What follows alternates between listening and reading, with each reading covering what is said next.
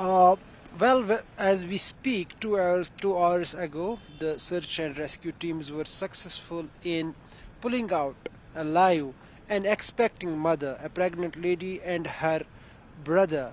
140 hours after earthquakes hit southern parts of Turkey. This miracle happened in the Hatay province. Likewise, on Saturday, several people who were trapped under the rubble were pulled out from the debris. One 4-year lady girl in Kojali province and the 12-year girl in same Hatay province.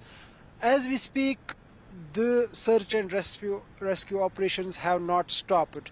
With my colleague and camera person Umar Serjan, we on Saturday visited one such spot in Kahramanmaras, which is the epicenter of the two worst earthquakes recorded in 21st century. We talked to the teams involved in the search and rescue operations, while the families hoping against hope that they will find their loved ones alive under the 9-floor collapsed building. And the search and rescue teams told us about the protocols that they follow when they approach a collapsed building. Let me tell you, it is quite hectic, it is quite precautionary to safeguard the people who are involved in these search and rescue operations. For example, when they reach the spot where a building has collapsed, the first thing that they do is they find a place for themselves to set up a camp, but the place should be safe so that the personnel who are involved in rescuing people trapped under debris themselves are safe. The second thing that they do is they start interviewing people around that spot where this collapse has happened, so that they get to know about the people, about the design of the flats, so that they make a sense of where the people could have been when the earthquake struck. In this case, the earthquake struck in the dead of the night. That means the people were mostly sleeping in their bedrooms. So these teams told us, they are volunteers but are professionally trained to rescue peoples in the disasters like earthquakes, that when they got the designs of the building, then they started focusing on the bedrooms.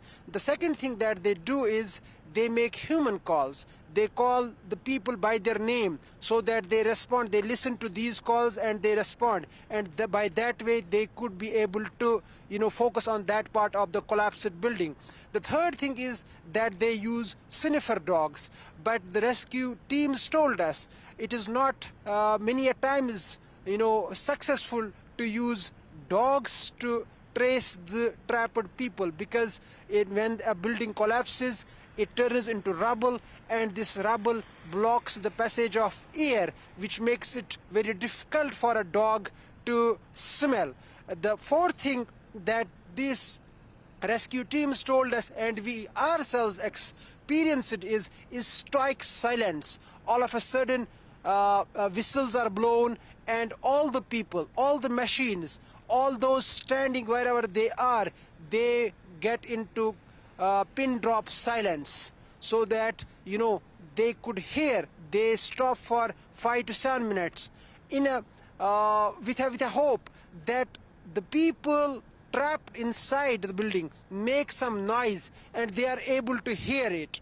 And even if this tool does not work, the other stuff that they do is they go near the building, they make calls, and in a case maybe the trapped people are unable to speak, these rescue teams tell them to knock something so that it makes noise. It's called impact call, so they call for impact call. So even if it does not work, then the final solution is So Riyaz, I mean, it is a very difficult situation indeed.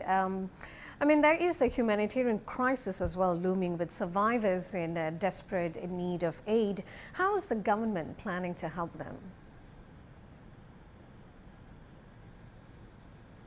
Well, there is no doubt in that the challenge is quite huge. It is Himalayan challenge. Directly or indirectly, 13 million people have been affected. More than 6,400 buildings have collapsed. The first and the priority is to make them available the emergency food, water, and blankets and tents, and that process has been happening at a very fast pace since Tuesday, the second day of the earthquake. But now, as 5 days have already passed, the first 3 days are critical, they have already passed. Now the 5th day has passed, and as UN humanitarian chief visited Kahramanmaras on Saturday, and he rightly pointed out that now is the time for recovery, and that recovery is possible with what President Erdogan of Turkey said, that government will in 1 year reconstruct the residential flats. And until then, what they are planning is, they have, according to Erdogan, President Erdogan, he says that 1.1 million people have been evacuated to safer locations. They have been settled in hotels, they have been settled in dormitories, they have been settled in houses which belong to Ministry of Education and other alternative places. To this is winter and it is chilling, biting cold. So these things have been done on emergency basis. But for next 3 months at least, until spring comes, what the government is also one of the options that the government is mulling is that they may delay, they may basically shift the school education, the university education to online mode, and settle these people who have been directly affected to in schools as well. So that is another option with the government. But this in past 3 years, this is it is the biggest earthquake to have hit Turkey.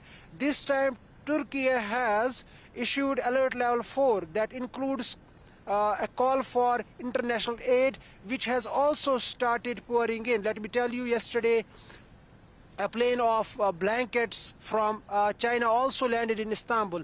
Likewise, from Pakistan, 10 planes have flown with the aid. Likewise, from India, from Bangladesh, from US, from many countries, they are sending in relief. But that relief is the immediate mitigation of the challenges that the people face. But the longer term challenge remains to reconstruct the residential houses, to reconstruct the marketplaces, to trigger the economic activity that makes that people self-sustain their life. Let me recall also 3 months back, the government of President Erdogan also launched, Republic's largest social housing program. The program is aimed at, it is themed as my home, my first workplace. And I suppose the program is that the government is mulling to, reconstruct the earthquake hit areas. It would be on similar lines, that the people whose houses will be reconstructed, whose marketplaces will be reconstructed, whose schools or medical facilities that have been affected will be reconstructed. It is the same people who will be engaged in that work.